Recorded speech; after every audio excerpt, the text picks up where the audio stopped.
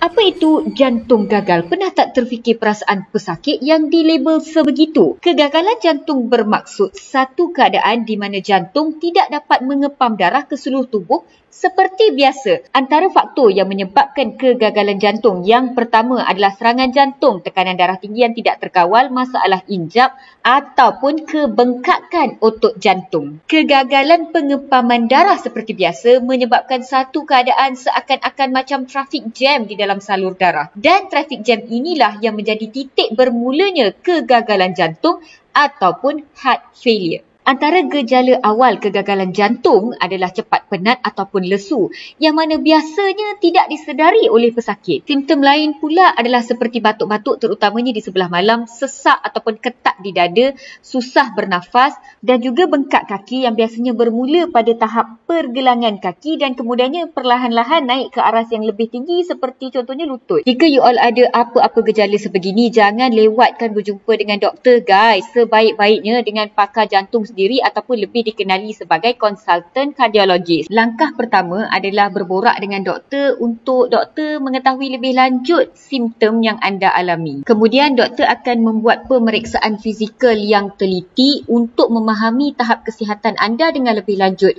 Dengar jantung, dengar paru-paru, tekan perut, tekan kaki dan segala-galanya secara menyeluruh. Bukan jantung saja guys. Jika perlu, doktor akan sarankan anda untuk buat ujian lanjut supaya kesihatan anda dapat dirumuskan dengan lebih baik dan lebih teliti. Contohnya macam ujian darah, x-ray dan sebagainya.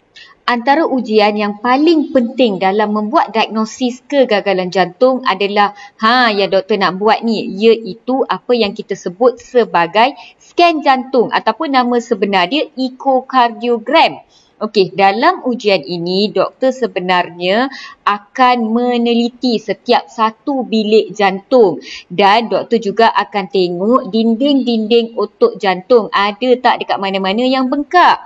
Selain daripada itu, injap-injap juga akan diperiksa dan pengaliran darah akan diteliti. Nampak mudah ke? Tapi you all tahu tak sebenarnya pakar-pakar jantung sebegini dilatih secara khusus untuk pengendalian mesin sebegini dengan cara yang terbaik agar mereka dapat mengambil gambar dan video jantung sehabis baik.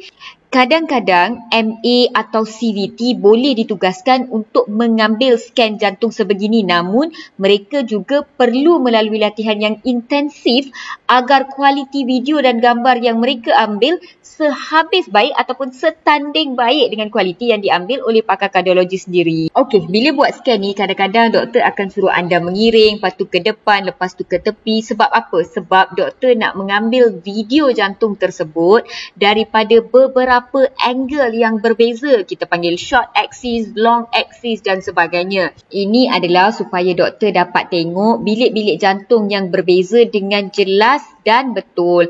Doktor juga nak tengok beberapa salur darah penting yang berada di sekeliling jantung. Daripada scan jantung ini, satu perkara yang paling penting doktor kena rumuskan adalah apakah peratus pengepaman jantung pada ketika itu ataupun lebih dikenali sebagai ejection fraction. Fungsi pengepaman darah yang normal sepatutnya lebih daripada 50%. Jika ia lebih rendah daripada 40%, maka kita sebutkan jantung mungkin dalam keadaan yang gagal, iaitu heart failure. Bila dah dapat keputusan daripada semua ujian, barulah doktor akan rumuskan tahap kesihatan anda dan bagi tahu ada heart failure ataupun tidak. Anda juga akan diberi penerangan teliti berkenaan dengan ubat yang perlu diambil, berapa banyak air boleh minum, tak boleh minum, rawatan yang perlu disusuli dan sebagainya. Berita baiknya, kegagalan jantung ini boleh dirawat dengan mudah melalui ubat dan juga disiplin daripada pesakit. Jadi guys, jangan lewatkan dah. Kalau anda ataupun sesiapa yang anda kenali mempunyai gejala-gejala sebegini, berjumpalah dengan doktor secara segera agar rawatan terbaik dapat diberikan kepada anda semua secepat mungkin. Thank you for listening guys.